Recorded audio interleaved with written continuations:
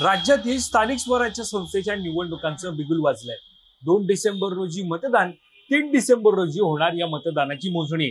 मात्र त्या पार्श्वभूमीवर आता पाहायला गेलं तर सर्वच राजकीय पक्षांनी जोरदार तयारीला सुरुवात केली आहे। मात्र एकीकडे कोण युतीमध्ये राहणार, कोण आघाडीसोबत राहणार अशा चर्चांना उधाण आलंय। तर कोण कोणासोबत युती करतं हे सुद्धा पाहणं आगामी काळामध्ये महत्त्वाचं ठरणार आहे।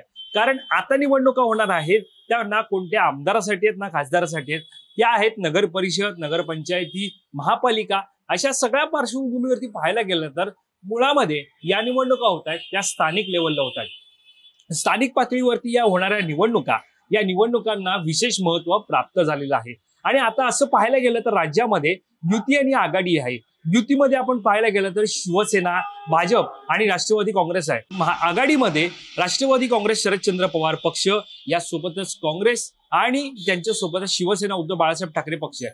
मात्र आता पाहायला गेलं तर गेल्या काही दिवसांपासून या विधानसभेमध्ये जी मतं झाली आणि ज्या वेळेला मतमोजणी होती त्यावेळेला झालेल्या एकंदरीत निवडणूक आणि मतदानाच्या चोरीवरून संपूर्णपणे विरोधकांनी आंदोलन केलं, मोर्चा सुद्धा काढला, निवडणूक आयुक्तांची भेट सुद्धा घेतली। यावेळेला एक विशेष चित्र पाहायला मिळालं ते म्हणजे महाविकास आघाडीच्या मंचावरती महाराष्ट्र नवनिर्माण सेनेचे अध्यक्ष राज ठाकरे पाहायला मिळाले। म्हणजेच काय तर मविया सोबत विरोधकांच्या मोर्चामध्ये, आंदोलनामध्ये मनसे सुद्धा पाहायला मिळाली। मात्र आता स्थानिक पातळीवरती मविया सोबत मनसे राहणार का असा सवाल त्यावेळेला उपस्थित झाला होता।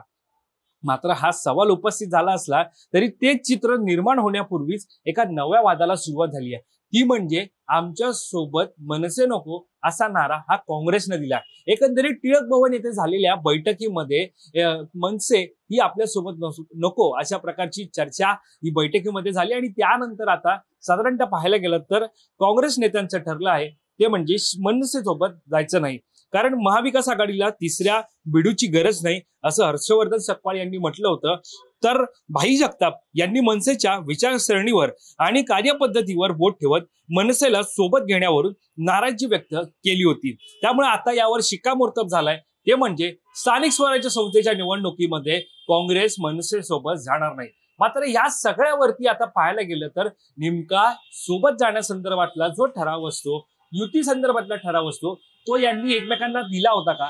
तर या संदर्भामध्ये काँग्रेसचे प्रवक्ते सचिन सावंत आणि महाराष्ट्र नवनिर्माण सेनेचे नेते संदीप देशपांडे यांनी या सगळ्यावरती त्यांची मतं जी आहे ती मांडली होती, ज्याच्यामध्ये कोणत्याही प्रकारचा ठराव हा अजूनही युती संदर्भात गेलेला नाहीये। युती संदर्भात अजूनही कोणाला ठराव असेल तो देण्यात आलेला नाहीये।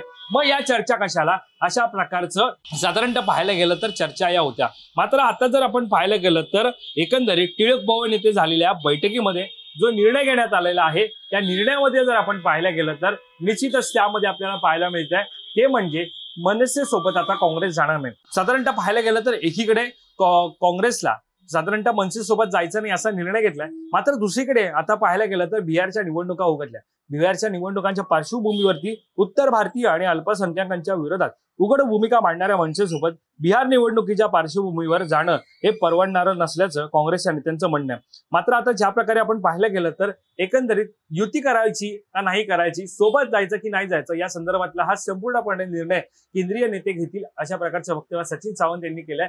तर या युती संदर्भातली ही चर्चा नेमकी आली कुठून, ठराव कोणी कोणाला दिलाय, ना आम्ही काँग्रेसला दिलाय ना काँग्रेसकडून मनसेला आलाय, अशा प्रकारचं वक्तव्य हे संदीप देशपांडे यांनी केलेलं आहे। त्यामुळे आता आगामी काळामध्ये निवडणुका झाल्यास ज्या प्रकारे आपण पाहायला गेलं तर सत्तेच्या मोर्चाच्या माध्यमातून सर्व विरोधक एकत्र आले होते। ज्यावेळेला काँग्रेस सुद्धा होते, त्यावेळेला राज ठाकरे स्वतः होते। मुळामध्ये हा मोर्चा ज्यावेळेला पाहायला गेला तर दोन्ही ठाकरे बंधूंच्या माध्यमातून मोर्चाचं नेतृत्व महाविकास आघाडीचे नेते मंडळी, मात्र संपूर्ण फोकस हा मनसेवरती होता। मात्र विचारसरणी आणि बदललेले विचार, बदललेले निर्णय यावरून कुठेतरी आता काँग्रेस मनसेला विरोध करताना पाहायला मिळते। त्यामुळे आता स्थानिक स्वराज्य संस्थेच्या निवडणुकांच्या पार्श्वभूमीवरती काँग्रेसकडून टिळक भवन मध्ये झालेल्या बैठकीमध्ये मनसे सोबत नको असा जो काही इशारा, असा जो काही नारा देण्यात आलाय, आता आगामी काळामध्ये नगर परिषद, नगरपंचायतीच्या निवडणुकांनंतर जिल्हा परिषद, महापालिका निवडणूक होणार आहे। त्यामध्ये नेमकं काय घडतं, कोण कोणासोबत युती करतं पाहणं महत्त्वाचं ठरणार आहे। कॅमेरा पर्सन अवधेश कोरीसह मी वैभव पाटील, मुंबई।